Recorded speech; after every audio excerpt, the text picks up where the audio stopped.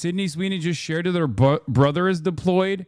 She had a message for all the service members overseas. Receiving calls from my bro always makes me happy when he's deployed. Thinking of all of our boys and girls overseas, sending my love. Thank you for your service. Oh, brother. I mean, you're about to... This is what I mean, though. Because, like, when it's all of a sudden one minus Sweeney out there, I don't think Sydney's going to be happy about that, right? If that happens, that is that is going to be yet another instance of, like, a high-profile American citizen freaking the fuck out, understandably. Why did this happen? Should this have happened? Like right now, you might be shutted out and assuming that, things are going to go well, but all signs point to things not going well, okay? It's unbelievable, these people, the hubris, the imperial hubris that the average American hog has is unfucking believable. They're like, oh, yeah, it's going to be fine. It's just like Afghanistan, right? Yeah, you don't want to see your brother in an FPV drone compilation, okay? You don't want to see his last moments like that. Posterize. And let me tell you, I've seen photos of the Iranian forces already setting up FPVs on Karg Island, okay? These guys learned no lessons from the Ukraine-Russian conflict. They just have not at all. Partially because it happened over there. No American troops were killed in the process, so they don't give a shit. That'll do a lot to the war effort, okay? The propaganda apparatus. You'll see the American government stamping out Reddit accounts that are posting these FPV compilations. They'll be like, this is terrorism. You're aiding and abetting the Iranian government. No more free speech for you, sir. Wrong. Yanks died in Ukraine. Yes, Yanks died in Ukraine, but no active duty service member has died in Ukraine. FPV is a first-person view. It's a method of controlling drones. Yeah, this is what I was talking about. Yeah, I saw this. Taped up AK with no optic. The skeletal Alibaba FPVs with huge aftermarket battery packs is rapidly replacing the Adidas tracksuits as the "You're Gonna Die Here" signifier. War has changed. Like, the way to wage war has changed dramatically, okay? It's you can literally... I'm going to choose my words very carefully. This is not an endorsement or educating people to do acts of terrorism, but the commercial availability of drones like this has dramatically changed how war is waged, okay? This is analysis, not an endorsement. Before people fucking yell at me and clip me out of context and say, Hasan is teaching his fans how to fucking wage war against the American troop positions. It's just an accurate reflection on the realities of modern warfare, okay? Senior Iranian official Mohsen Rezai, when they haven't gotten any results from their Air Force, which is their strong point, what do they expect from ground action? Do American soldiers want to die for Israel? We are waiting. Yeah, I mean, they keep saying it over and over again. They're like, yep, pull up, talk your shit, King, pull up. Who knows? Who knows how that might go? But like, land invasions are so difficult. Amphibious invasions are damn near impossible. Okay?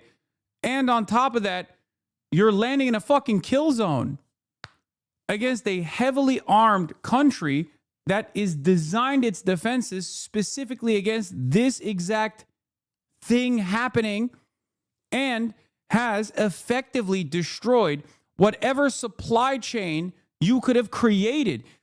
A lot of people don't understand. They think it's like a video game maybe, and they don't get it. Like, they don't understand that this is not a video game. You don't just like click on troops and then they just like teleport into existence. Okay?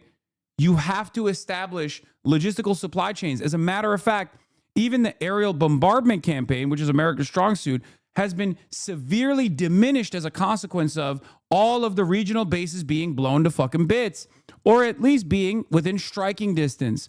That's the reason why they have to utilize a chain of stratotankers where flight missions are taking place far away from Iranian missile strike territory. Do you understand? You don't get to fucking respawn. You die. That's it. And you don't get to do an amphibious invasion without having a logistical supply chain that is constantly feeding the forward operating base and the front of the line for the troops up there. How are they going to get food? They need food. They need bullets. They need ammunition. They need resupplies. And the guys that they're fighting against are very experienced. These are not random like goat herders that picked up arms to fight back against the American invaders. These are motherfuckers who have been doing this, who've been training for this moment, who have a much better understanding of the lay of the land. They live there. And on top of that, they've already engaged in combat. They've done counterinsurgency in the region for years. Okay? There's already an automatic advantage for the population that is being invaded because they have no other option but to fight. Okay? They want it much more than the Americans do. The Americans are thousands of miles away from home, barely have a moment to jerk off, constantly thinking about their wives getting fucked back home by Jody, eating dog shit MREs, thinking, why the fuck am I going to die for Israel, dog? This shit sucks. Low morale already. And then they're going up against dudes who are experienced in combat and understand that there's no other option but to fight out of this. 200 gifted subs. Anilla O2, thank you for the 200 big bones. Are you worried that a lot of soldiers getting killed could fuel support for a wider war? No, that's not how that works. It's the exact opposite. Casualty numbers increasing have a negative impact on the war propaganda. It's literally the exact opposite. Once troops come back home in flag-draped coffins, Americans are like, I don't want this. The hell is this? That's precisely the reason why in Afghanistan they stopped showing it. They already stopped showing it in Iran, by the way. I don't know if you knew that or not. When Donald Trump goes to honor like the slain troops, the fallen troops, they showed it the first day. They stopped showing it after the first day. I don't think Iranians are bluffing when they say we are begging for you to invade. Okay? Because from their perspective, they've been punishing their neighbors and trying to punish global capital, but now they can punish America directly. Okay? It's much more difficult to try to hit American airplanes than it is to literally blow up American troop positions as they make the foolish decision to go and try and invade Iranian soil. You're just flat out wrong. You're wrong, Hasanabi. Things are fine. I made it up in my head. True. What can I say? What can I say to the greatest counter argument of all time, which is nuh-uh?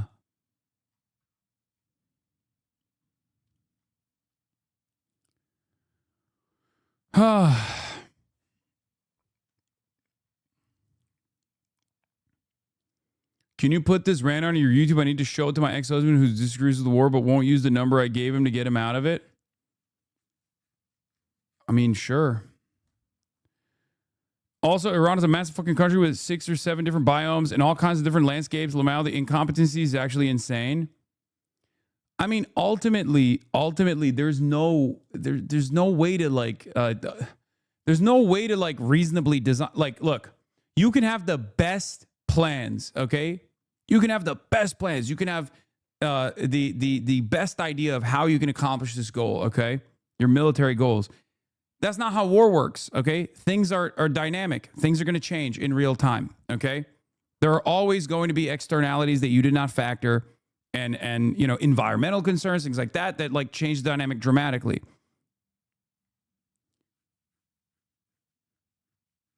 It happens. But in this circumstance, there is no best laid plan opportunity anyway. Yeah, no plan survives contact with the enemy, right? That's why there's like a million different plans that are established. And you know, they try to pick the most likely outcome.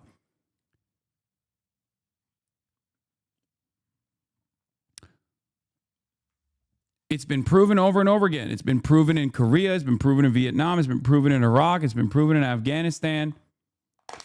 And in those circumstances, at least there was like a established supply chain. They went in ahead of time, you know, bribed the fucking generals to stand down in Iraq, especially. They did shock and awe from all the bases in the region where they could like fly into Iraq. There was very little resistance overall. This is not the same dynamic at all. You're no longer having a Harlem Globetrotters versus the Washington, what is it? The Washington Generals? What is it? Harlem Globetrotters versus Washington, whatever the fuck. Why is everybody jiggling? Is it Washington Generals? Yeah.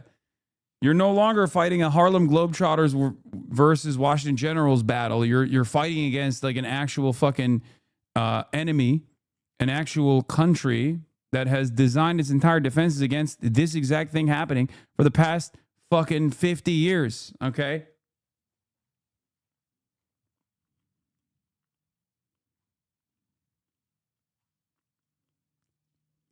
And even with Iraq,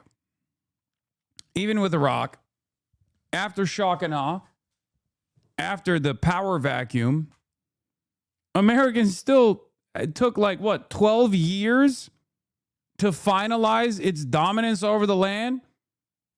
It's unbelievable.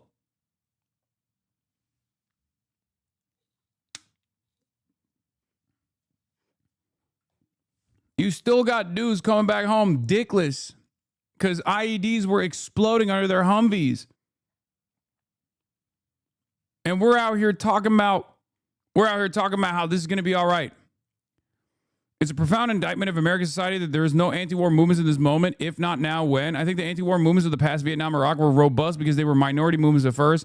People wanted to demonstrate they weren't alone and they weren't crazy as society mobilized for an unjust war. That's not necessary right now. No one supports this war. I don't think so. I don't think that's the case. I mean, with Vietnam, it was the draft.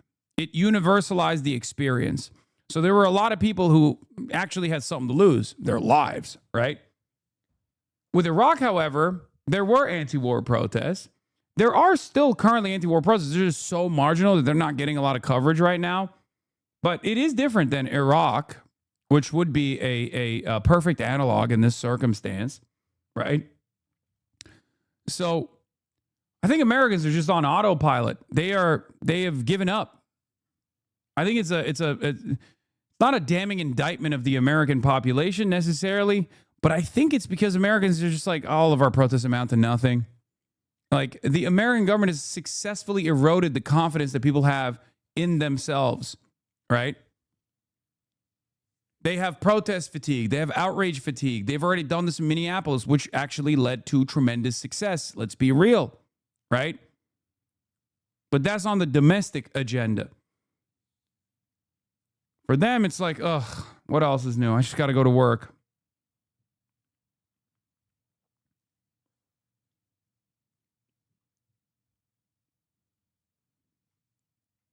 Because every day, Donald Trump does something even more insane than the last.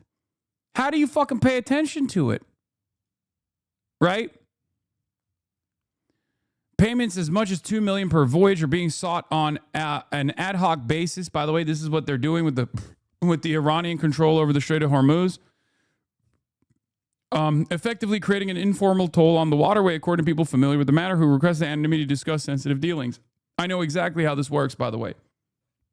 Through intermediaries, tankers that are flagged tankers with a destination that's like a nation that is better relations with Iran, or tankers that are flagged as like non-hostile nations, can communicate with the RGC Navy through intermediaries. The RGC Navy will then tow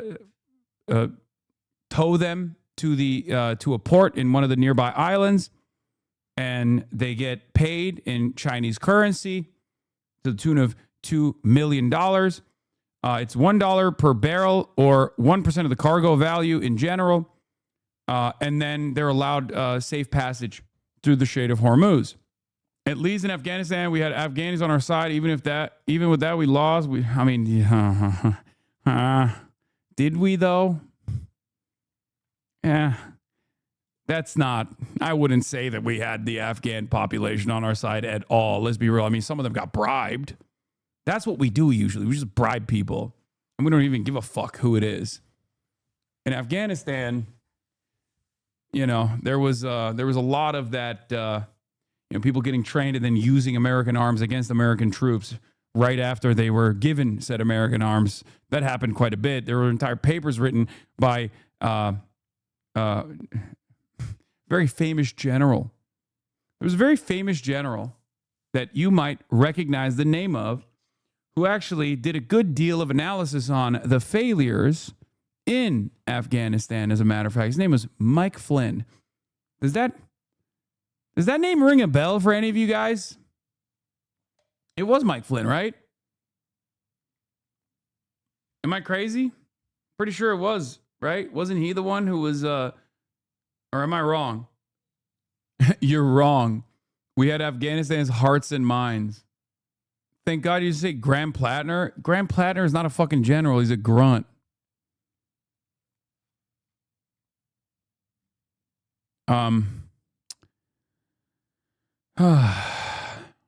In any case,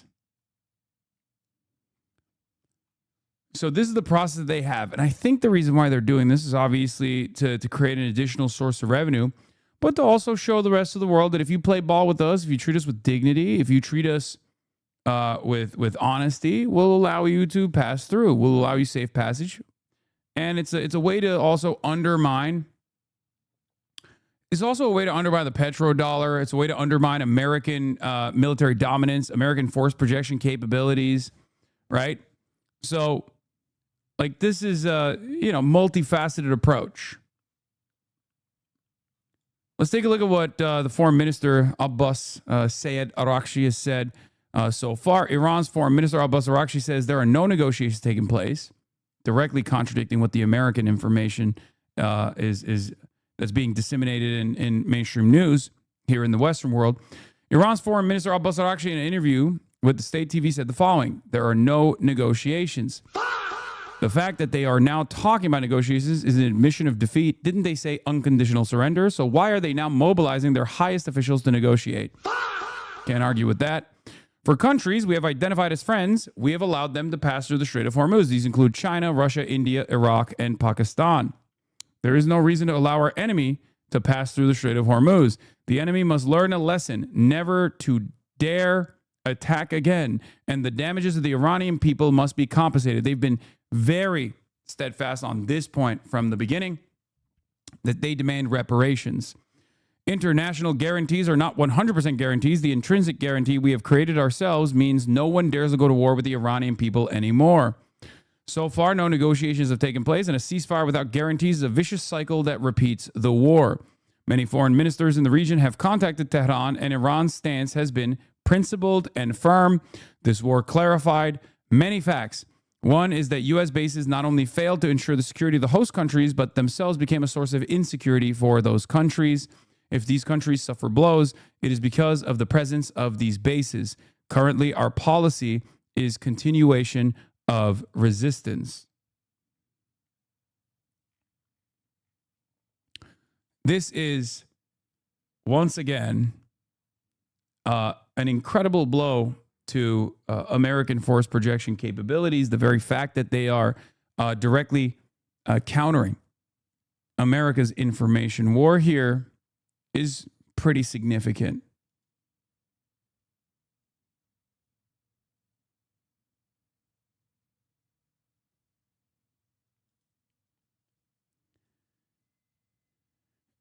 They are, in Zoomer speak, dabbing on us, okay? They're dabbing on us. Well, I don't even want to say us. I want to say they're dabbing on the American government for making a spectacular mistake, one that many Americans are not in favor of, as a matter of fact. This was the gift to Trump.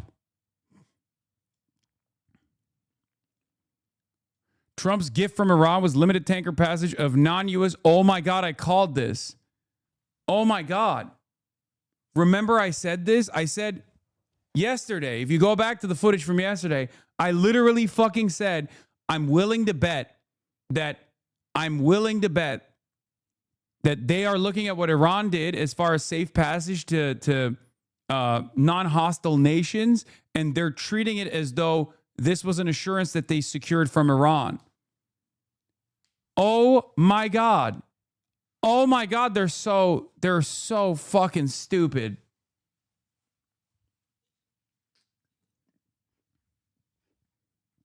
This is why you subscribe to the Piker Broadcasting Service. For tomorrow's news today. Piker Broadcasting Service is sponsored by you, the people, for you, the people.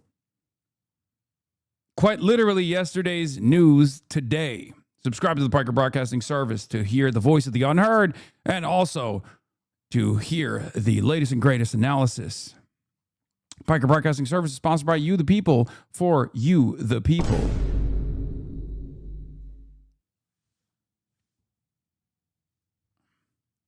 Gang, he's out of his mind.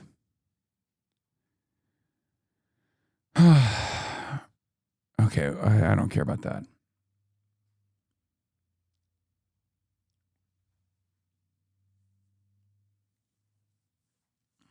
We have the dopest government ever. Lots of opinions, thank you for the 10. Or Coder, thank you for the 10. Lots of opinions, thank you for the 5 gifted subs. TPR91, thank you for the 5 gifted subs as well. Mike Moon, 22, thank you for the 5 gifted subs. Who took Mariam? Thank you for the 10 gifted subs. Iran did something yesterday that was amazing. They gave us a present worth a tremendous amount of money. It arrived today, President Trump said at the Oval Office on Tuesday. According to a U.S. official and a senior Arab diplomat cited by the Times of Israel, he was referring to Tehran allowing a limited number of non-U.S., non-Israeli fuel tankers to pass through the Strait of Hormuz. What is this? How can you read this as anything but an act of desperation from a country that previously was thought to be the most competent superpower on the planet that can dominate any country as long as they choose to dominate them? A country that is refusing to recognize the realities on the ground, a country that is actually coping. That's what is going on right now. We're not only failing to dominate Iran militarily, we are trying to take the L's that Iran is delivering to us, to the American government, as W's. This was not a gift that was given to the United States of America. Okay? If anything, this actually further exposes that America is a paper tiger. This means Iran is setting the terms. And the very fact that Donald Trump would try to stupidly, in the dumbest ways possible, claim this is a massive victory for himself is unbelievable. Yesterday, when I said this, I was like, that would be the stupidest version of events. And it turns out with Donald Trump, the stupidest version of events is oftentimes the real version of events. It's unbelievable. The move came after Washington, via intermediary countries, reportedly asked Iran for a goodwill gesture to test it was speaking to actors in a position of power as it claims it seeks a diplomatic off-ramp to the unprovoked war it launched in late February. Analysts cited by TOI said the gift had only a modest impact on global oil markets, if that, and does not amount to a major concession.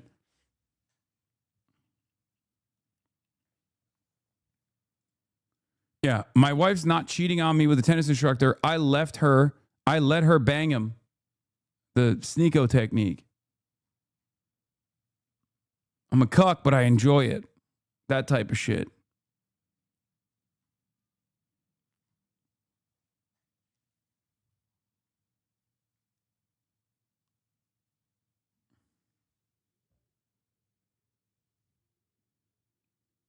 This reeks of desperation, folks. Very, very difficult to see this as anything but desperation. Incredible.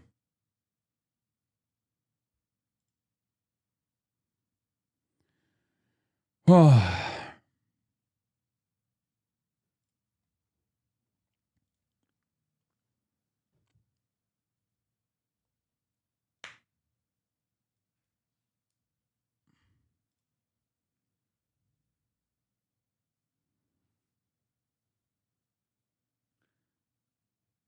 Haven't they allowed friendly ships for weeks now? Yes.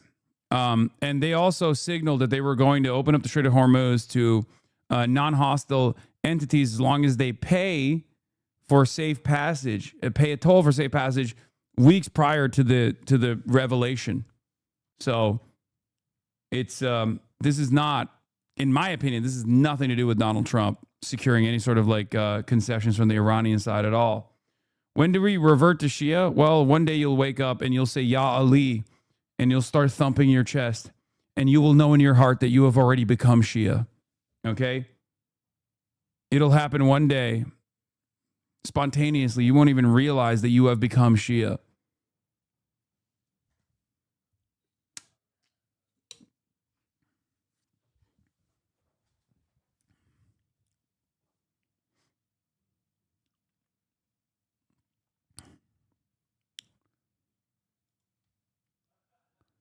This is so stupid. They let through, what, 5 or 6 tankers and made them pay to do it in an agreement that had nothing to do with the U.S. It sounds like Trump's people told him an unrelated Iranian act was a gesture of goodwill. Iranian action was a gesture of goodwill to manipulate him into taking an off-ramp.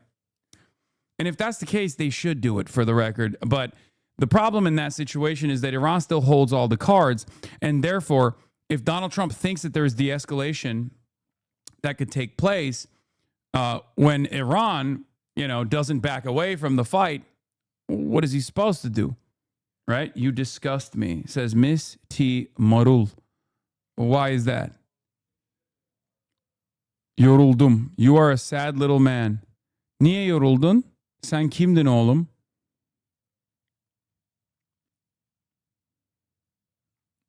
Türk bir de bak. Disgusting diyor. İnanılmaz. I'm so wet for you, crazy. Wait, what the hell?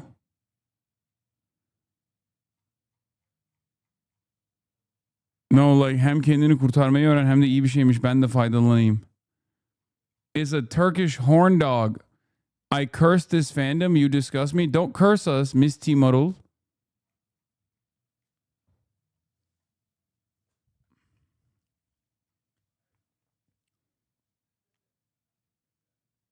Amına koyayım, mesajlar ne be? Vallahi. Türk delisi başka vuruyor yani, öyle söyleyeyim. Marul, bu azgınlık nereden geliyor?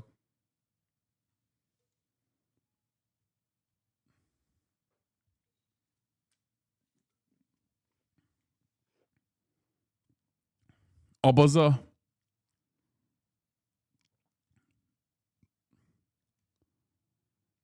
Abazalık. It's funny because like this is the origin story for like 99% of my fucking haters. Is like they first start off as like fans, they get real horny, and then they get real angry, and then they hate me for life. Ethan Klein, Sex Pestiny, Rape Tone. It's a terrifying predicament. Not every single person turns into a hater, but the ones that do, the ones that go from horny to angry, oh my Lord, they are so resilient in their hate.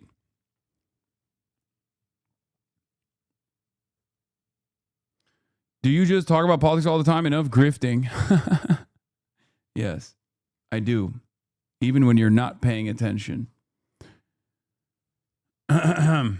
Hell hath no fury like a woman scorned. I mean, most of my haters are men, so I don't even, I wouldn't say this is the one unique Turkish lady who is horny. The U.S. official tells Times of Israel that when Washington began passing on messages to Iran over mediators over the weekend in order to test whether a diplomatic off-ramp to the war was possible, it asked Tehran to make a gesture of goodwill. In response, Iran agreed to allow a number of fuel tankers that weren't tied to the U.S. or Israel through the Strait of Hormuz in order to help calm global markets, the Arab official says. The Arab official acknowledged that the safe passage of a small number of tankers is not likely to have a significant or long-term impact on global oil prices, a concession that Iran is not yet prepared to offer while U.S. and Israeli strikes continue. The limited impact of the present allows why Trump avoided specifying exactly what it was, an Arab official says. The White House does not immediately respond to a request for comment.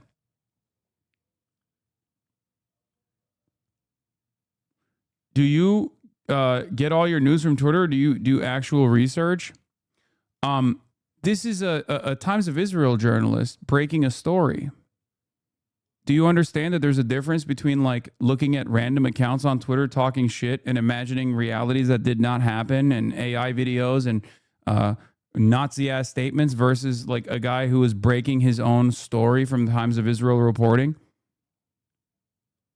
Can you comprehend that there's a difference between these two things, or do you personally just look at, or do you want to just like make a more favorable argument to your position that I'm a deeply unserious person? Like, what kind of research could I do? Would it be better if I just went directly to the Times of Israel website, try to bypass the paywall, which I do with regular frequency as well. But like, do you feel like that would be better? I sure can. That's why it's so funny. Haha, 80 tabs on Twitter. Okay. This is the Supreme Leader's representative of the Supreme National Security Council's Twitter account. This is a direct official communique coming from the Iranian government. This is irrelevant, but it's Jason Palladino, who's another reporter who I work with from time to time, quote retweeting some new reporting coming from my friend, former colleague Ken Klippenstein, investigative reporter, identifying or breaking a story. Once again, U.S. military document leaked to me shows how Pentagon is working with private companies to manipulate the information you see about the Iran war. Okay. This is Clash Report breaking a story on Iran's Foreign Minister Abbas Araghchi, which we already saw. This is an Al Jazeera link. Again, breaking story from CNN's Natasha Bertrand about the Iranians hardening their defenses, getting ready for an American invasion on one of their islands or the entire coastal territory. This is Barak Ravid's reporting, being highlighted by FITUK News.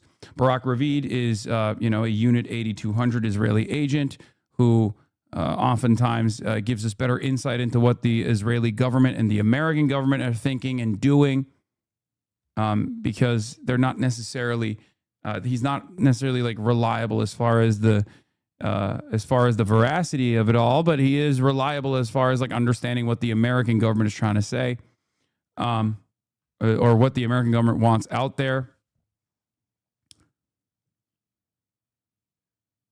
You're arguing with a guy who left already? I don't know. Did he? Maybe he actually developed a totally separate opinion now. Maybe he realized that this line of this response in and of itself was kind of idiotic. Plus, he's not the only one, right? I mean, this is a very common thing that people say. My haters fucking say it all the time, and it's important to address it, because even if that person doesn't understand that, maybe there are some people who tuned in and were like, you know what? Actually, I kind of understand what he's doing here. You know?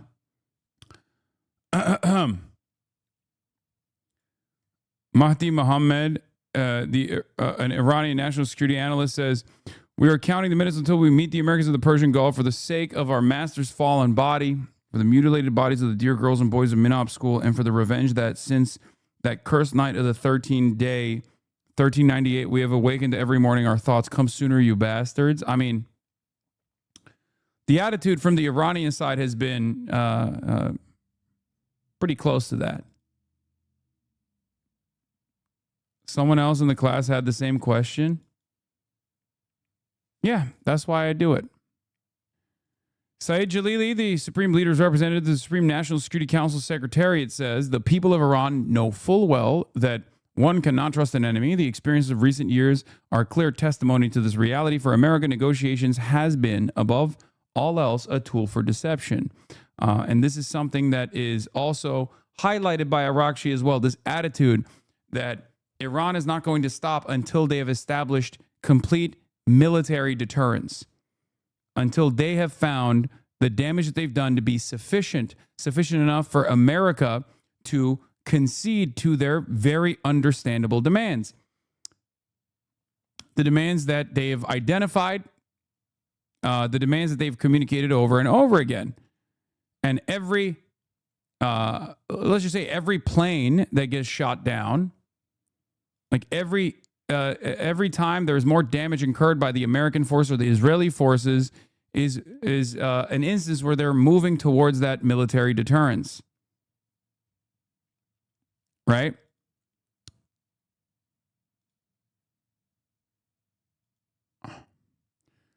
Iran threatens to attack on regional country if Iranian island is occupied. Iran's parliament speaker Mohammad Bakr Kalibaf said on Wednesday that intelligence suggests enemies are planning to occupy an Iranian island with support from regional country, which he did not name. Iranian forces are monitoring enemy movements, and if they take any step, we will attack vital infrastructure in the regional country in continuous and relentless attacks. So,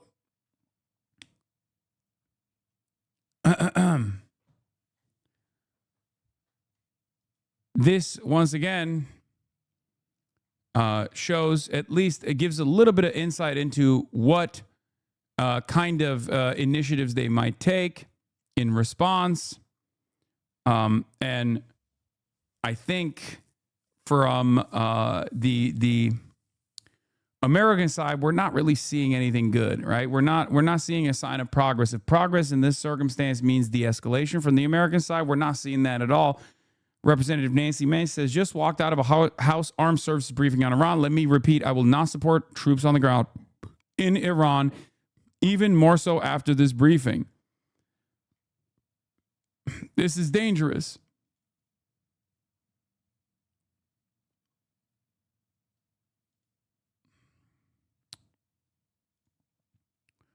It's very dangerous.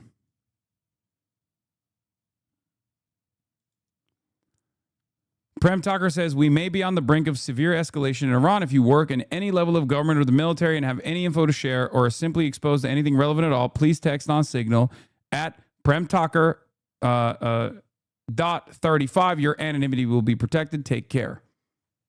Just so you know, if you got some info, you can leak it to our boy, Prem Tucker at Zeteo News. He is reliable. He's trustworthy. He's a great journalist. So just remember, it's premtalker.35. Not 34. I just read something in the chat saying not 34, and I read 34. Premtalker.35.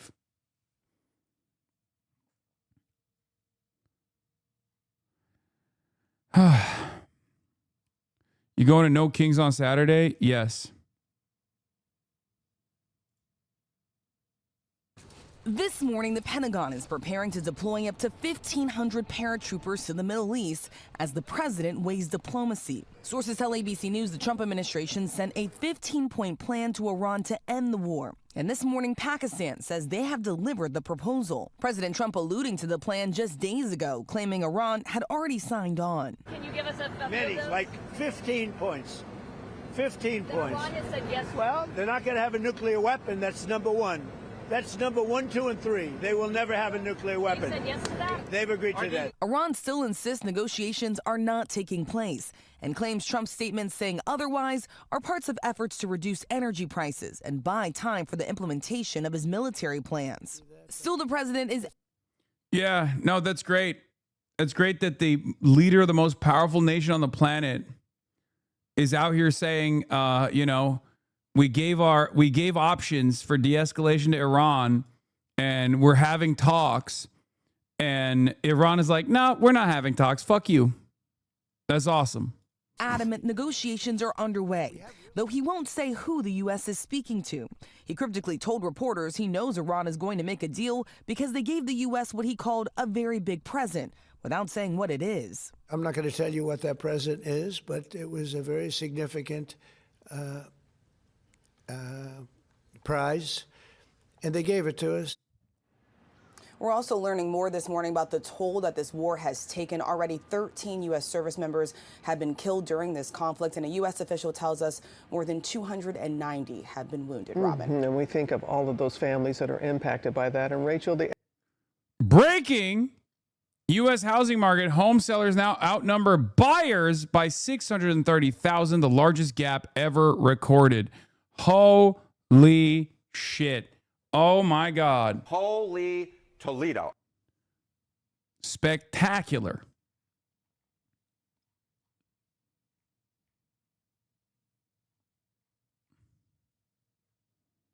Read the topic. IR Anus. Oh, buddy. economic fallout of the war has Washington on edge as well. Yes, Robin, we know that oil prices have skyrocketed during this conflict. And this morning, the CEO of United Airlines tells us they will now be forced to raise airfare by 20% to cover the rising costs of jet fuel. Jet fuel has gone up about 70% during this conflict. So we know so many Americans already seeing those long lines at airports due to the partial government shutdown. Well, now they may be paying more for airfare too, Robin, due to this war in Iran. Yeah, thank you, Rachel. Media has now posted an interview with an Iranian official detailing 5 conditions under which the regime there says it would agree to end the war. I want to walk through the 5 conditions here and then discuss why this is probably a non-starter here. I mean, a little bit of a housing market bubble pop isn't necessarily... I mean, it'll have a ginormous impact on the American economy, considering that many American homeowners see their houses as their nest egg. So it's gonna hurt a lot. But I think sometimes things need to get worse until they get better, if you know what I mean. I just don't have any faith that this will be a necessary market correction at all. And I think the American government will do whatever the fuck it can to ensure that, renters eat dirt. I don't have any faith in this goddamn government. I'm sorry, guys. It's just... for the U.S. side, but the Iranian official telling Iranian state media that they would agree to end the war if there is a complete halt to aggression and assassinations by the enemy, the establishment of concrete mechanisms to ensure that war is not reimposed on the Islamic Republic, guaranteed and clearly defined payment of war damages and reparations, the conclusion of the war across all fronts and for all resistance groups involved throughout the region, and then finally, Iran's exercise of sovereignty over the Strait of Hormuz is and will remain Iran's natural and legal right and constitutes a guarantee for the implementation of the other party's commitments and must be recognized. So Iran here, at least according to this official speaking to Iranian state TV, is saying 2 conditions here that I think are, will be obviously non-starters for the Trump administration. The first is... I know you aren't in it for the value, but in your market, wouldn't your house value plummet in value too? Or does Cali real estate stay strong? Yeah, I don't give a fuck. Yeah, it would. But I'm not the average person, am I? Right? I have a stance that homes are to live in, not for accumulation of capital, right? Yeah, houses are to live in, not to be traded as a speculative asset. So I don't give a shit. Except for a lot of people, they do actually treat it as their nest egg, as their overall wealth, right? For many people, they have mortgages. They sometimes take out secondary mortgages. They use their homes as leverage.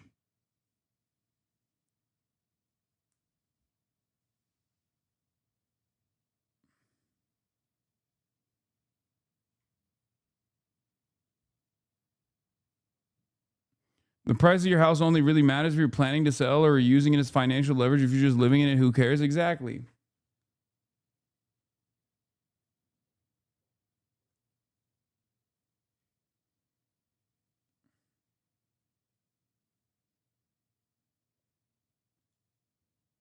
What is this? Bandar Abbas coast at midnight, March 26th. The lights visible offshore are reportedly not from the city, but from ships waiting near the Strait of Hormuz after being unable to obtain clearance to transit the waterway. Jesus Christ.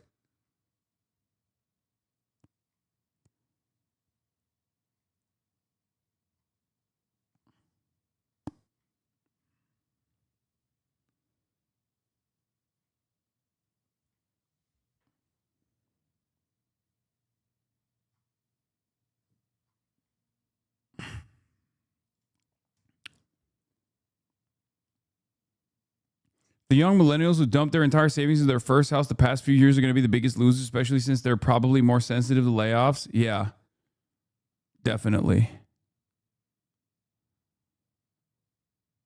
Definitely.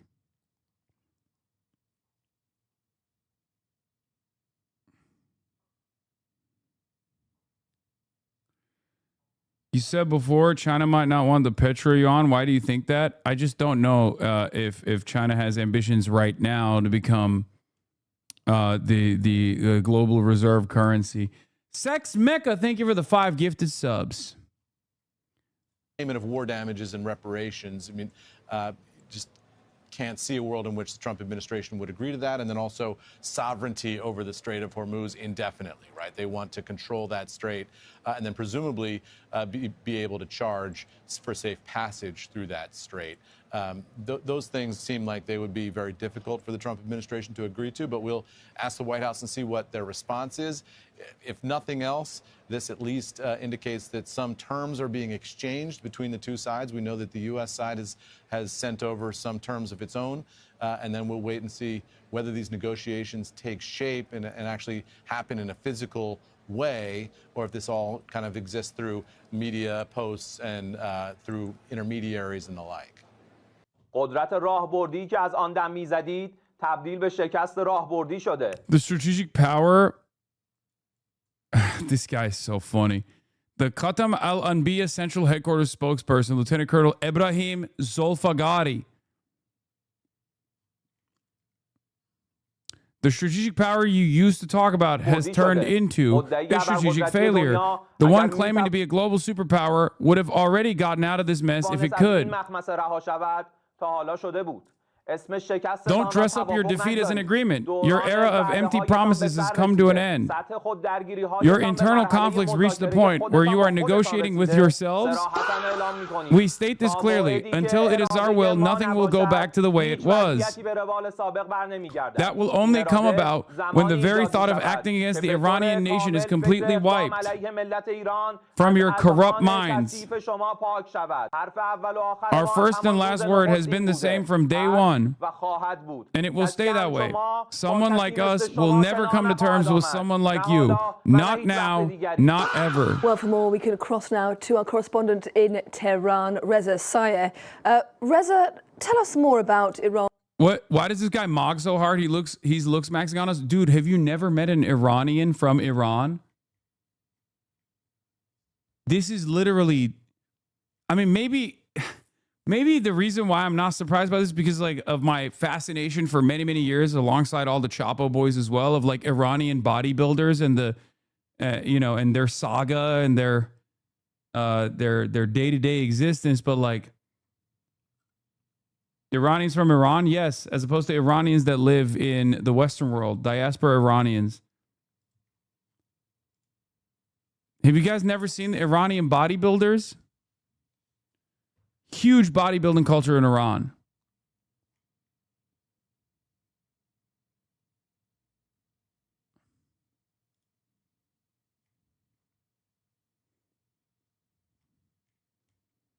They're calling him the Tehran Tom, the new Baghdad Bob, for your information. Yeah, that doesn't actually work, though, because here's why it doesn't actually work. You can't call someone the Baghdad Bob equivalent if Baghdad is actually winning the fucking current iteration of the conflict. You can only do that if you're dominating. If anything, we are currently the Baghdad Bob. Donald Trump is the Tehran Tom in this equation, constantly saying, oh, we're winning. It's going to be so good. We're winning so well. Okay, maybe we're not winning, but we have it. Iranian Hulk built like jank.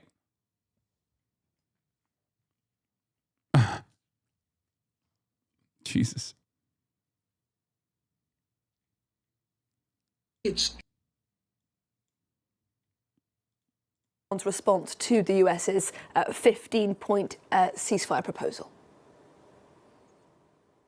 Yeah, they've rejected it, for now. But these are remarkable developments here in Tehran on this 26th day of this war. Developments that on the surface suggest. Abi hiç Türkiye'den bahsetmiyorsun ya. Bizim bu olaylarda daha masada olmamız lazımdı. Abicim artık masa biz değiliz. Hem masada değiliz hem de masa biz değiliz. Götümüze girdi masa. Zaten hep giriyor götümüze masa da. Artık İslamabad masa oldu. Pakistan bizim yerimize geçti. Maalesef.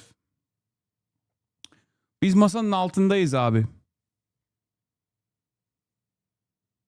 Reis bizi arkada bıraktı. Maalesef. Pakistan masa oldu. That Iran views itself as being in the driver's seat in this conflict and views the United States, Washington, as being on its back foot. We report these with caution, and we say seemingly because this has been a war that has been accompanied with a lot of deception, psychological warfare, and what has been an information war that has happened in parallel with a military war. But consider what happened a few hours ago here in Tehran.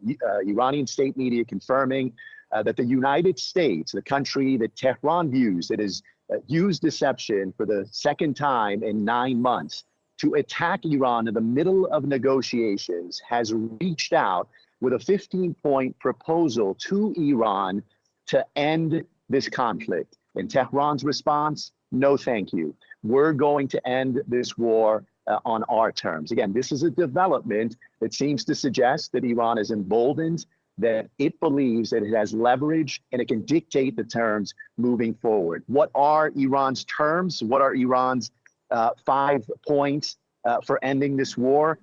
Among them, a guarantee for all aggressions and assassinations by the enemy to end, the establishment of a mechanism to make sure that another war doesn't happen, a guarantee and clearly defined payment for the damages of this war, reparations, the conclusion of wars across all fronts against resistance groups, a reference to groups like Hamas, Hezbollah, and the Houthis in Yemen, and finally, international recognition and guarantees regarding Iran's sovereign rights to exercise authority over the Strait of Hormuz. So what's clear is that there's been indirect talks between Washington and Tehran. And again, it's Tehran's position that we're going to dictate the terms, and the terms set over by Washington are unreasonable. Now, happening concurrently with these confirmed indirect talks are developments that suggest this conflict could be escalating. Reports out of Washington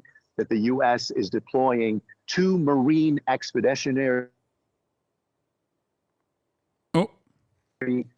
units and 2,000 soldiers. Is there a possibility for a negotiated end to this conflict, or is there going to be escalation? We're going to have to wait to see what develops in the coming days. And Reza, I'd like to just go a little bit deeper into those 5 points of the Iranian proposal. Is this a plan offered up in good faith, or should we see this counter proposal as something more like a provocation? It's hard to say. I think when you look at one of the terms, for example, complete authority over the Strait of Hormuz, this is a wish, a desire, a demand that I think many Gulf states, and of course Washington, is going to be hard pressed to accept.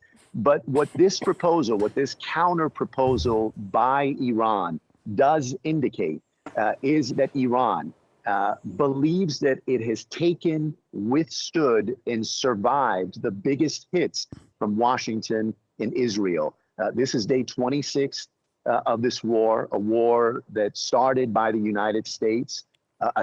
The American proposal sucks. There's no incentive for Iran to take it all. No. I think the American proposal, ironically, is literally pre-12-day war. Actually, the American proposal is like quite similar to JCPOA, and it even goes beyond the JCPOA standards. But what's interesting about it is that it's a far better proposal for Iran than the one that they were floating around in the 12-day war, perfidy, and the one they were floating around 26 days ago, okay? Which, again, was perfidy number 2. But while that is, I think, an accurate reflection of how the conditions have changed and who holds the leverage, it should not be trusted, especially given that troops are moving into the region. That's number 1. So they're very clearly, I think, bluffing to hope that they can like strike Iran by surprise again, do perfidy number 3 to lower the Iranian guards. And I think the other reason why the other takeaway here is that even though there is a recognition that Iran is doing far better than they expected Iran to,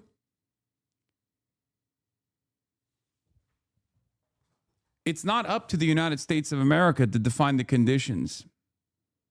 It's up to Iran.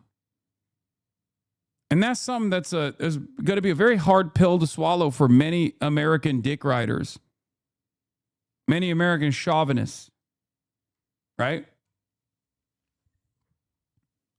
In the American mind, we have dominated any country that we wanted to for as long as people can remember. We're not very good at taking the L. Actually, Trump is halfway decent at taking L's. I mean, he did it with the Ansar Allah, right? But that was a different story. That was like a side mission, right? Operation Prosperity Siege Guardian or whatever the fuck it was called. Operation Protect Amazon Deliveries. The scale was far smaller. This is a totally different set of circumstances where the entire world is drawn into this. Like, they are all experiencing negative consequences from this. So they have to pay attention to what's going on.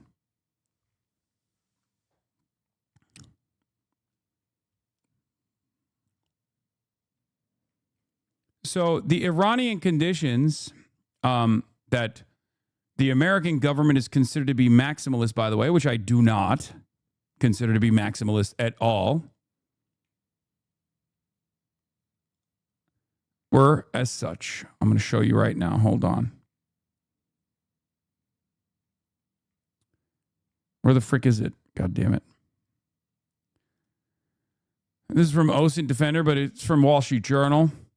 Per a report from Wall Street Journal, Iran has responded to the Trump administration's proposal for a ceasefire with demands that far surpass the characterization of maximalist. Now, obviously, I don't think these are characterizations that far surpass maximalist, right? I think it's ridiculous, especially because that's what's going on right now. They've been able to achieve some of these goals militarily. So who the fuck cares that Americans think it's maximalist? Iran has demanded the closure of all U.S. bases in the Gulf region, something that they've demanded since day one, something that you might even assume has been achieved militarily because they've been bombing them into dust. A new Strait of Hormuz framework that would allow Iran to charge fees for vessels that transit. Again, not maximalist. It's what's currently happening. Okay? The end of all sanctions on Iran, the end to Israeli operations against Lebanese Hezbollah, and no discussions on Iranian ballistic missile programs. Again, not maximalist. These were the base demands that they made. The only one that's like new, I would say, is the end of Israeli operations against Lebanese Hezbollah. Such demands have been called ridiculous and unrealistic by U.S. officials. I added a couple onto the pile, knowing that the Iranians are paying attention to Twitter. Maybe they'll see it. They should demand Israel denuclearize, withdraw to the Green Line borders, and pay reparations to the Lebanese and Palestinians. Also, they should make Israel agents register under FARA. Just as, just as a contingency, long-term contingency plan. Since they have the leverage, might as well use it, These would be just demands. Now, that's a maximalist demand, by the way. They should demand Israel denuclearize. Now, that right there, that's a maximalist demand. I'll show you what a maximalist demand is. That right there is it. Okay?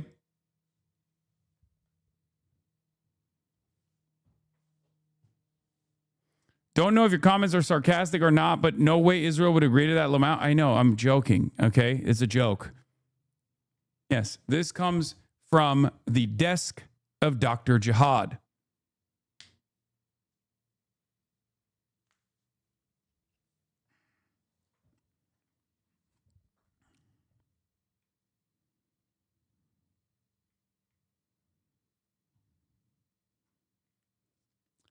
Let Iran lead investigations in nuclear capabilities so they know where they are for reasons. Yeah.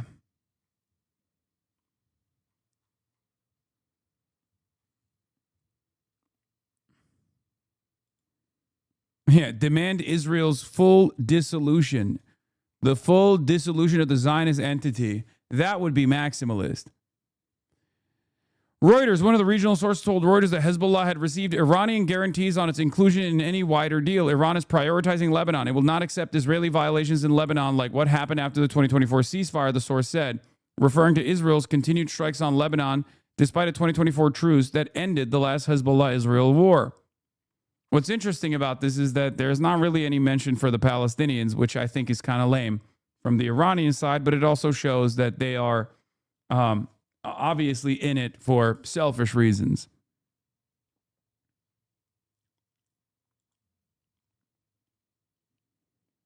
Because, like, even if they wanted to win favor with the rest of the world, they would bring up the Palestinian plight here. Like, their actions, although self-interested, are still going to end up most likely benefiting the Palestinians regardless. But let's be real.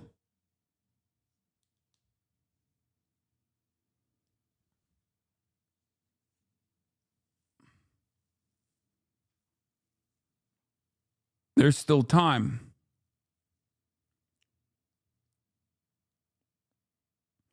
Surprisingly, the one person who's shown even-handed insight on this is Malcolm Nance on his YouTube. For obvious reason, he glazes over our and Israel's offensive weapon shortcomings, but his analysis on what is happening in the Strait is close to yours, but he adds additional nuanced analysis and expanded military intelligence analysis because of his own personal military experience fighting in the Strait. Well, if he's glazing over American shortcomings and Israeli shortcomings, then he's not actually offering, reliable analysis, I feel like.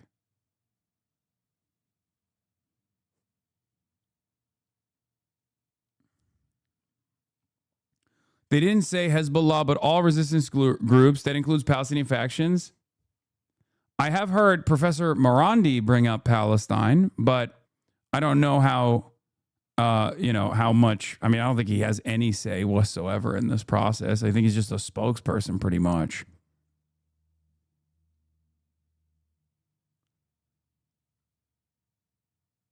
Mohsen Rezai, senior military advisor to the new supreme leader Mojtaba Khamenei. If their air power, which is their main force, has not yielded results, what are they expecting from a ground operation? Are American soldiers really ready to die for Israel? I guess we'll see.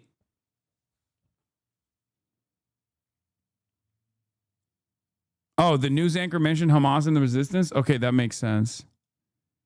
Attacking Iran in the middle of negotiations, taking out the supreme leader. Do I think I can get Morandi on stream? I think so. Got a number of senior political and he goes on everybody's stream leaders. Washington confidently saying that this war is going to be over soon. 26 days into the war, it is not over. And as the days turn into weeks and the weeks are about to turn into a month, you clearly get the sense here in Tehran that the leadership, the political leadership, the military leadership is being emboldened. They're gaining confidence that they have the upper hand, that they are exacting a cost against Israel and the United States, and they believe that they can dictate the terms. Is that the case? Can they dictate the terms? Are they overplaying their hands? What's Washington's response going to be to Iran's counteroffer? We'll wait and see. Reza Sayed reporting live there from Tehran. Thank you. Israel this Wednesday has continued to strike targets in Iran. That as Iran maintains its attacks on Israel, with air raid sirens sounding across the country this Wednesday. For more, we can cross now to Israel to speak with our correspondent in Jerusalem, Noga Tarnopolsky.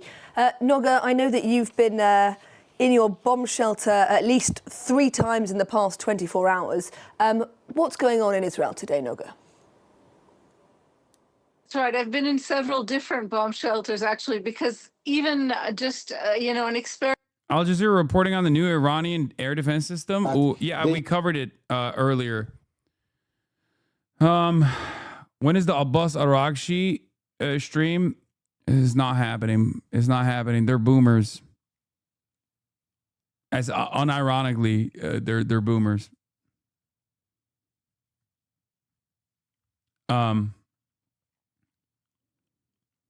Massive revelation. Al Jazeera confirms Iran is deploying a highly advanced undisclosed air defense system. Yeah, we covered this earlier. I still think it's probably Chinese, and they're just saying it's their, new indigenous air defense system that they developed after the 12-day war. I just don't think that they're capable of doing that, but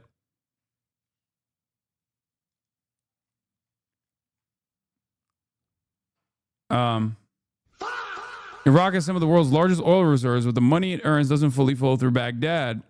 Instead, a system set up after the U.S. invasion in 2003 still gives Washington lasting leverage over Iraq oil revenues. Al Jazeera's Osama bin Jawed explains. They vibe coded it, bro. I don't know. I mean, I think their capabilities are tremendous, right? I mean, we've seen that. I just don't know if any country is like capable of manufacturing something in such short time, like engineering something that is entirely new in such a short period of time.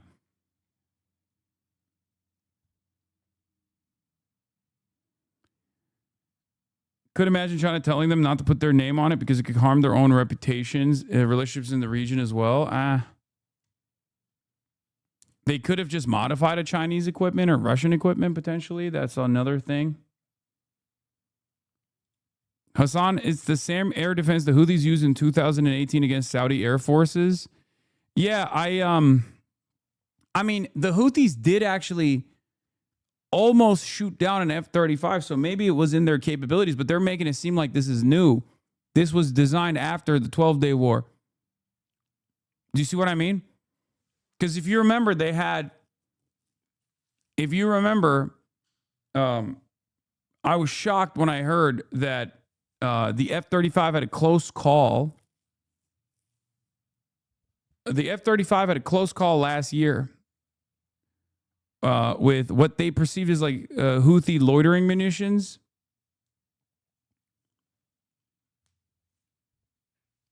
So I don't know if that's the same one or maybe a modified version of that.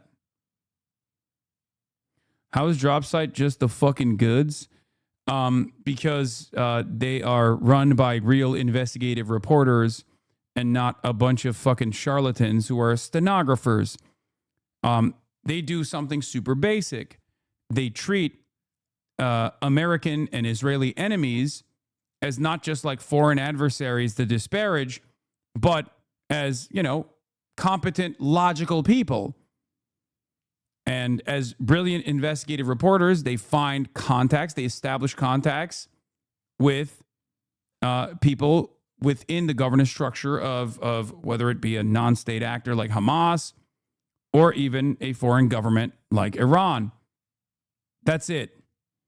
It's actually, it's not dissimilar to the way I approach my analysis on China, right? Like, what do I always tell you? You'll have a tremendous upper hand.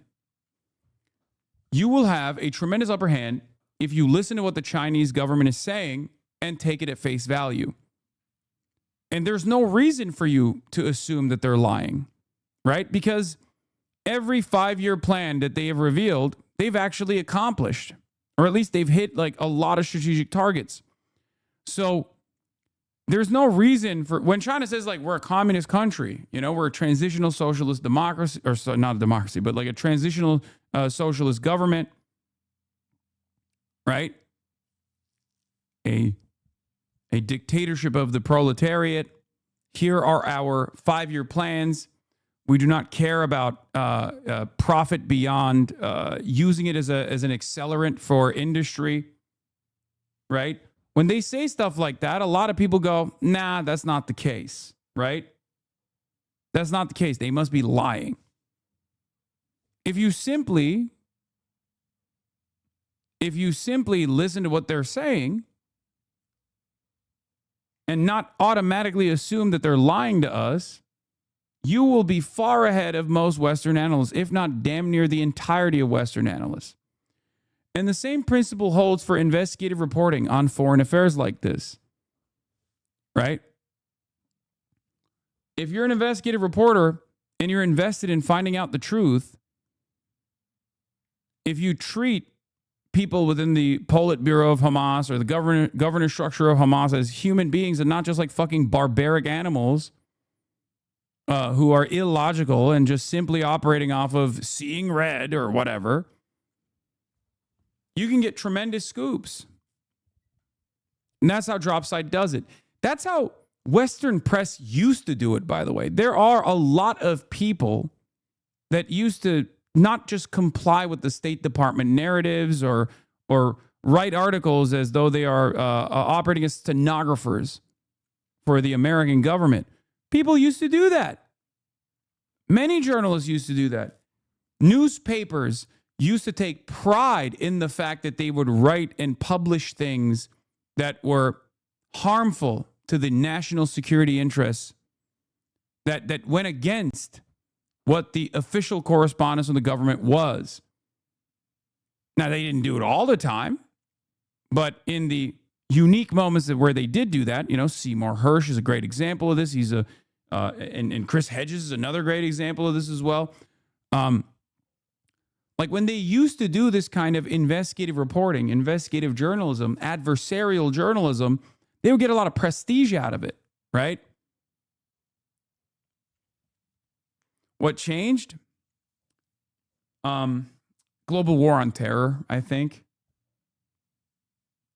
Global war on terror diminished all of that. Like they destroyed it. It became less and less frequent.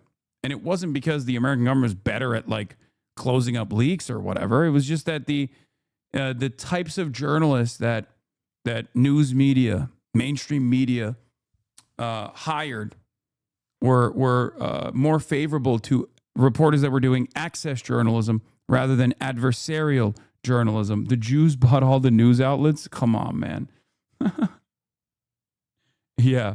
Yeah, during the global war on terror. Like, even if you have this idea that all of these like major newspapers are owned by Jews, no exchange of ownership took place.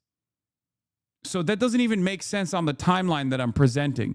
It's not the case anyway, but it's pretty funny that you think that like this somehow changed after 2001. Yeah, Jews like Jeff Bezos. Yeah. Jewish Jeff Bezos purchased Washington Post to do Jewish news. Yeah, Jewish Elon Musk purchased Twitter, turned it to X.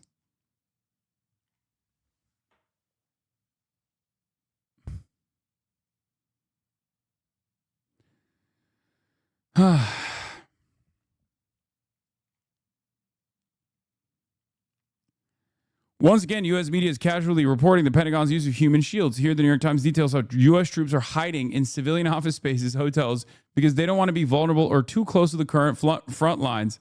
Yeah.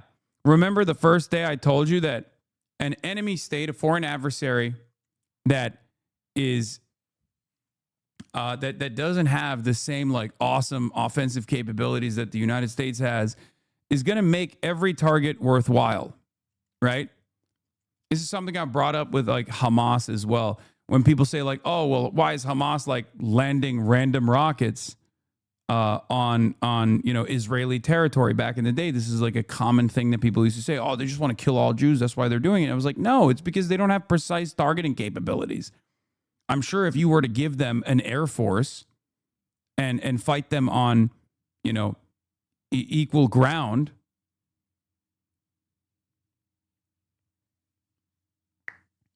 they probably wouldn't spend any time lobbing rockets over the boundary at whatever they might hit.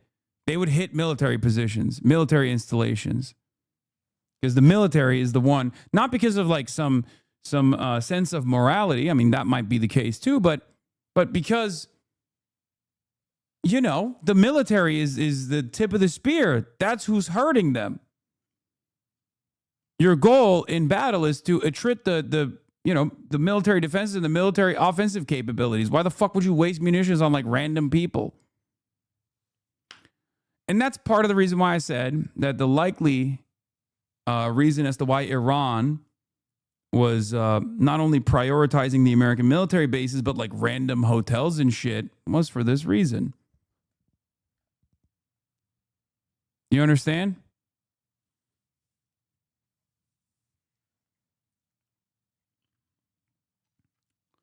Why does Russia do it on Ukraine then? Wait, what do you mean? Because Russia isn't Iran. Russia has tremendous offensive capabilities. That's the reason why America, also just like Russia, and Israel, also just like Russia, will blow up whatever the fuck they want to. They have the resources. There is a economy here, right? Like Iran wants to continue this war of attrition.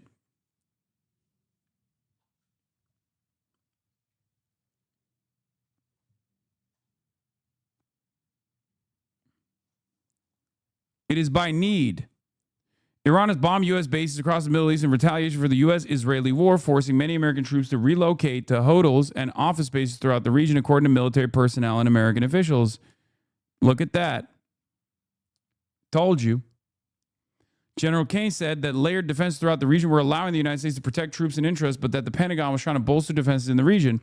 Part of the problem for the Pentagon is that 2 decades of war in Iraq and Afghanistan, war zones where the United States quickly established air superiority, left the military with facilities and headquarters close to the current front lines. Oh no. While Bagram Air Base in Afghanistan and the U.S. Embassy in Baghdad, for example, were often targeted in suicide bombings and other attacks, neither the Taliban nor Iraqi militias possess the kind of ballistic missile capability that Iran has. Every single story that features sober analysis on how the war efforts are going basically is an admission that, oh shit, Iran has hands. That's all they keep writing over and over again.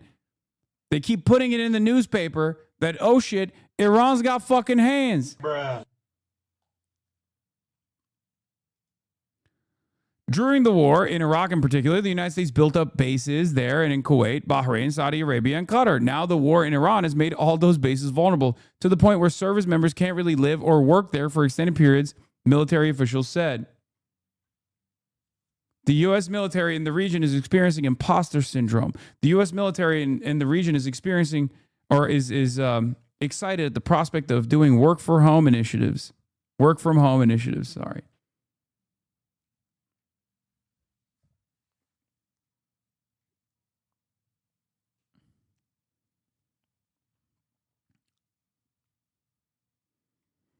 Is it weird that they don't talk about that base in UAE? What do you mean? Why is Iran letting Indian vessels through? We are so clearly aligned with Israel. Regional actor. Regional actor that could prove to be a valuable ally out of self-interest later down the line. Iran has also, from what I understand, fucked over China in the past to cut a side deal with India. And also India's paying the fees. India has always had this unique position where, from a manufacturing perspective, they are basically a vassalized state for American and Western interests in general. But due to their complex history of being dominated and being colonial subjects, they also aren't very trusting. They operate in a similar way to Turkey, where they have regional goals. They're a massive country. And like, for example, when you look at the Russia-Ukraine situation, they're a mediator for Russian oil and gas to enter the global energy markets. So they, cut side deals with American foreign adversaries and Western foreign adversaries all the time.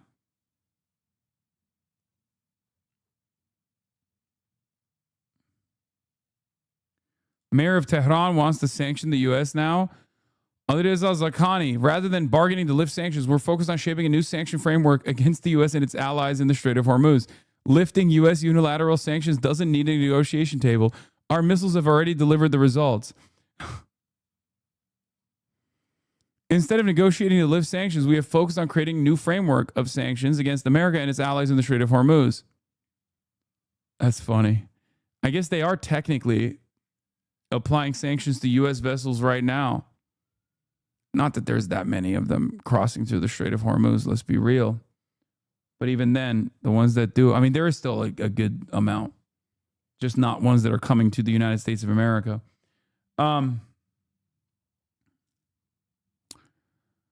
When the New York Times took 5 days to attribute the Minop school bombing to the U.S., its reason for taking so long was they couldn't attribute responsibility until they collected evidence. Yet, despite Iranian denials, they automatically know who fired the first missile or who fired the missiles at Diego Garcia. Weird.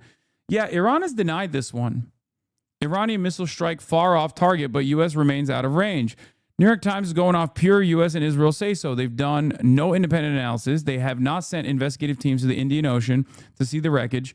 Again, maximum skepticism for Iranian claims, maximum credulity for U.S. and Israel claims. Yeah, Payatollah.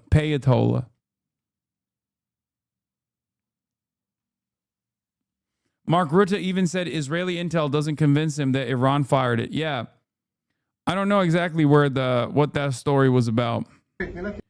New Iran strikes chemical complex in Negev while linked to white phosphorus production.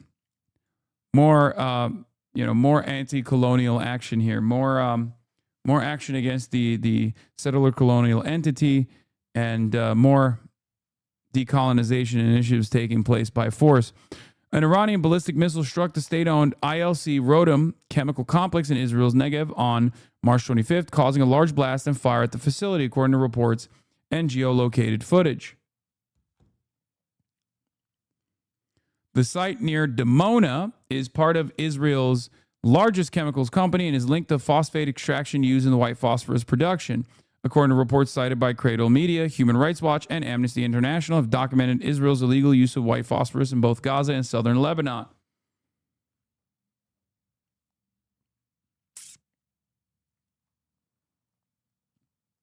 Yep.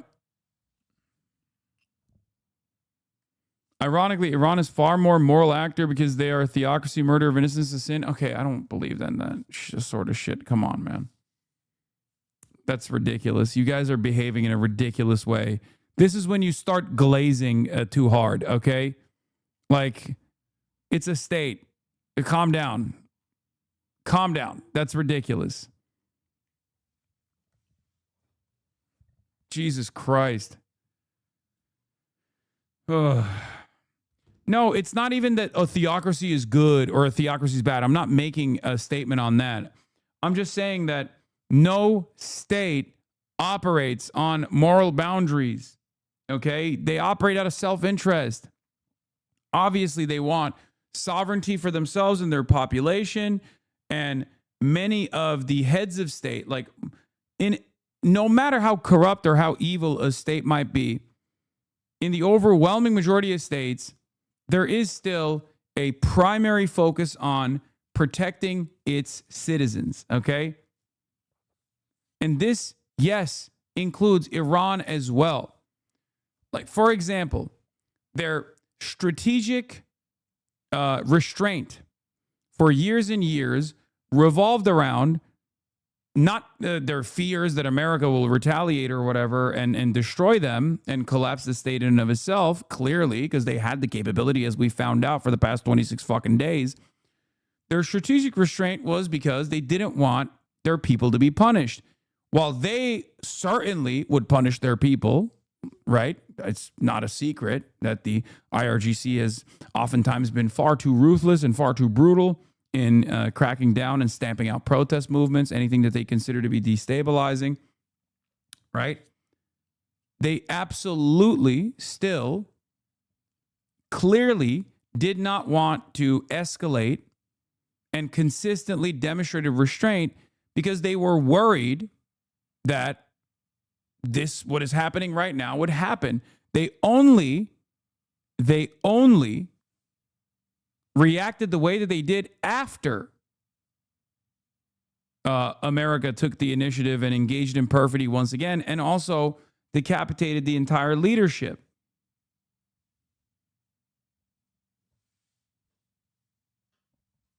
Allah awoken your people too much, they've become Shia. May Allah awaken the people and help them to see the evil doings of Israel and the United States.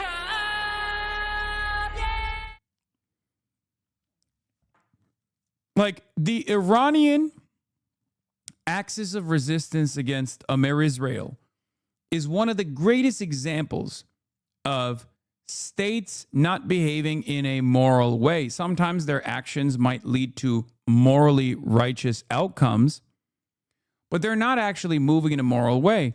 And there's no better example of this than the Iranian red lines, the Axis's red lines that were designed to stop Israel from literally doing genocide in Gaza. And Iran and Hezbollah both, and Hezbollah at least had like some limited military deterrence that they engaged Israel with, whereas Iran didn't do that much, right? And Iran actually suffered as a consequence of their strategic restraint. But the reason why they did that, clearly, was because they just didn't want their people to be killed. Do you understand? Hezbollah joined the fight after October 7, yes, but in a very limited manner. In a very, very limited manner. Because even, again, Hezbollah, led by Hassan Nasrallah, was also demonstrating their own version of strategic restraint. Because if you have any understanding of like strike patterns, capabilities that Hezbollah had at its disposal and what they used versus what they could have used, there's a reason why this current iteration of the conflict in Lebanon is different than post-October 7 military action by Hezbollah. Okay? If you look at the Israeli analysts, as I have, they have literally come to the conclusion that Hassan Nasrallah was a far more restrained actor than what remains of the Hezbollah leadership structure right now. They have openly said that the ways in which Hezbollah has been pummeling Israel in the last 20 or so days reminds them of like 2006.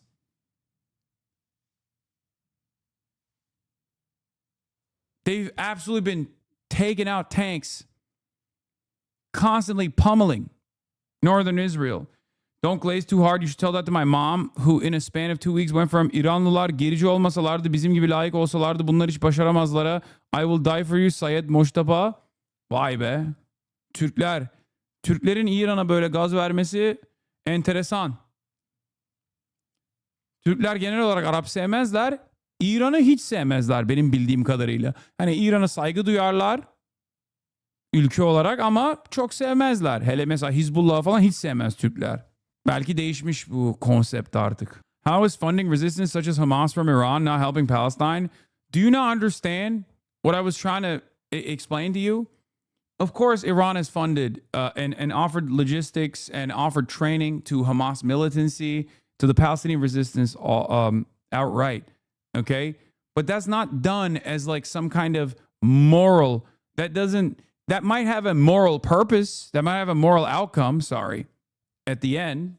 Like if you were to successfully liberate the Palestinians and allow them to fight back militarily and develop sovereignty, then that's a righteous outcome, right? That's a moral outcome.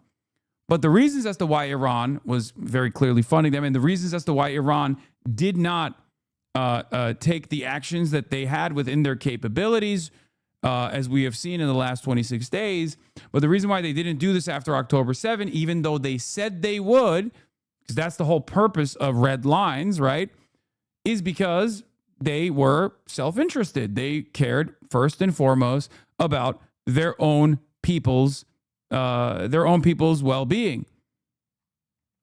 This is what I mean.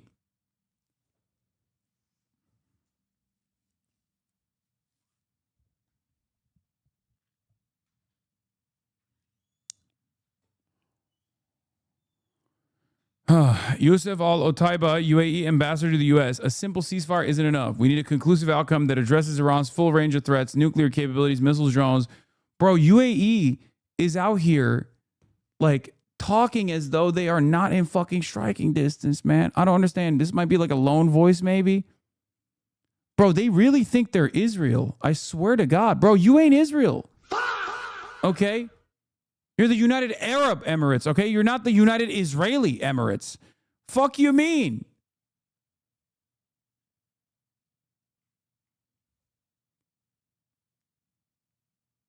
What is happening? I know they're spiritually Israeli. I've talked about this quite a bit. And they are tied to Israel at the hip. But what blows my mind, what blows my fucking mind about these last 26 days is that Israel does not give a fuck about the United Arab Emirates, bro. They do not care. And these guys are still behaving like dogs. Holy shit. It blows my fucking mind. Like, how have you not learned the lesson that this allegiance with Israel has only led to having Dubai be erased off the fucking map?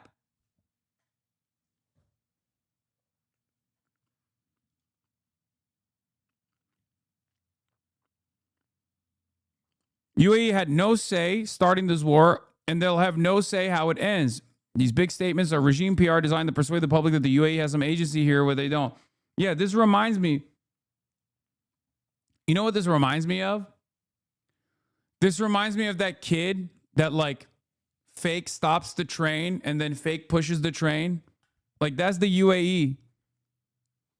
That's the UAE's involvement in this and the amount of say they have. You know what I'm talking about? That meme, that video?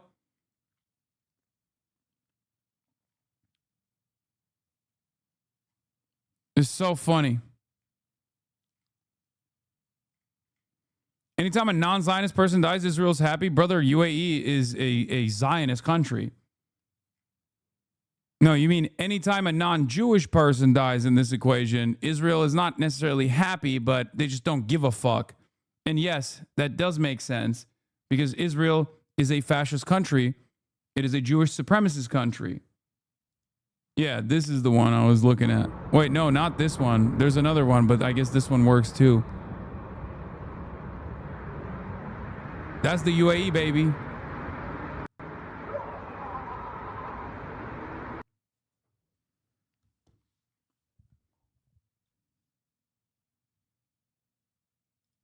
It's not a lone voice. It's their policy. Just in, Dubai's deputy police chief, Dani Khalfan Tamim, says, calls for more cooperation with Israel and attacks Arab leaders. Oh, people of the Gulf, strengthen your cooperation with Israel. Advice. There is no good in the region's countries at all. Oh, God. What a fucking... Sharmuta. Gahbe. Kalb. Kalb. Kus immek sharmuta. Oh my fucking God, dude. Jesus Christ. Watch your mouth? Man, what the fuck are you talking about? No, in the Gulf, we say chalp. Kusoktak sharmuta.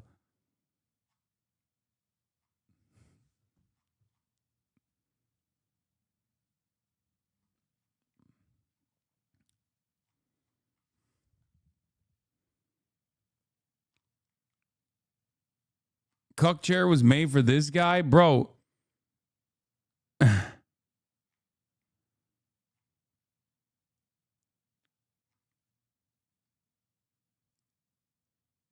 Anyway, UAE had no say in starting this war and no say in how it ends. We want Iran as a normal neighbor. It can be reclusive and even unwelcoming, but it can't attack its neighbors, blockade international borders, or export extremism. Oh my God. The United Israeli Emirates saying you can't export extremism? Bitch, you literally fund and supply arms to ISIS militants in the Gaza Strip in coordination with the Israeli Zionist entity. And not only that, but you're currently doing a fucking genocide separately in Sudan by funding the RSF. The fuck do you mean?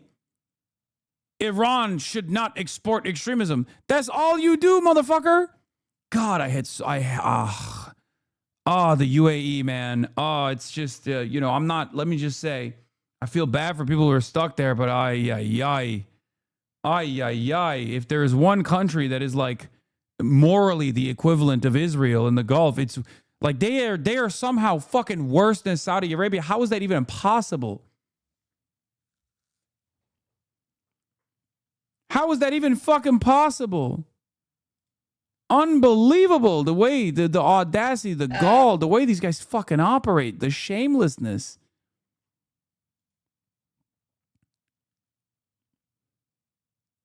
Yeah, the UAE.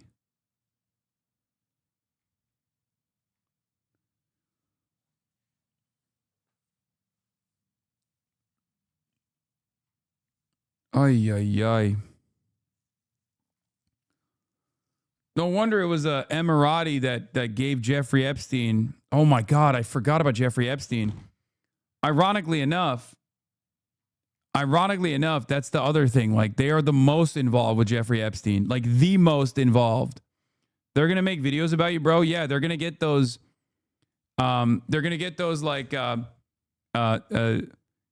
English speaking, like perfect English speaking Instagram influencers to be like, the UAE actually despises extremism in the region. We're not like the rest of those disgusting Arabs. We're actually a different kind of Arab. Have you guys seen those videos where they do like they do these like insane Orientalist videos about their own people? It's fucking terrible.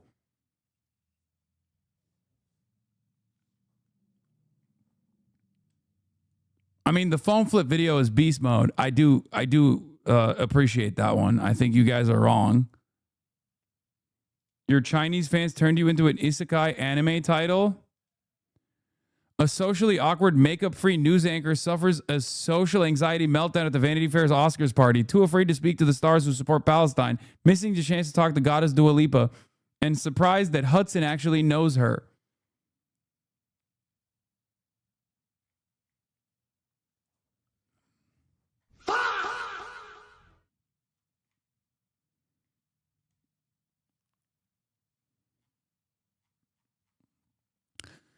I was always stunned by the lunacy of the Abraham Accords from an Emirati perspective. The UAE's conflict with Iran is far more resolvable than Israel's conflict with Iran. By joining the Abraham Accords and explicitly becoming a member of Israel's anti-Iran bloc, the UAE essentially attached itself to Israel's conflict with Iran, even though Israel is 1,000 miles from Iran, while the UAE is only 50 miles from Iran's shores. The UAE made itself a frontline state in Israel's fight with Iran. Abu Dhabi is now paying the price for this mistake. Geography is ensuring that key decisions are made elsewhere while it pays the highest price.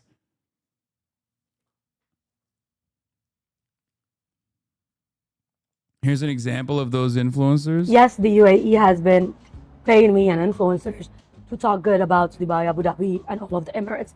Let me tell you how much they have paid me. They paid me with things that money cannot be brought to the table.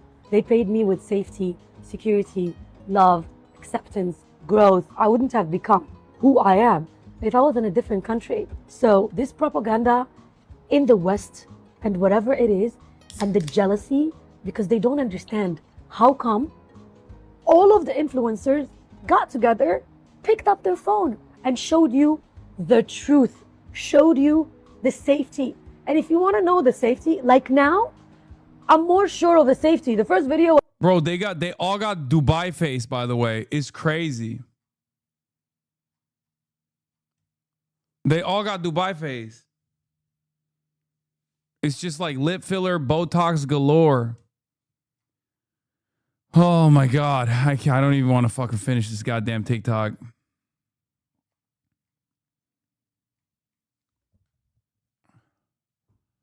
Check the comments, please. I don't even care.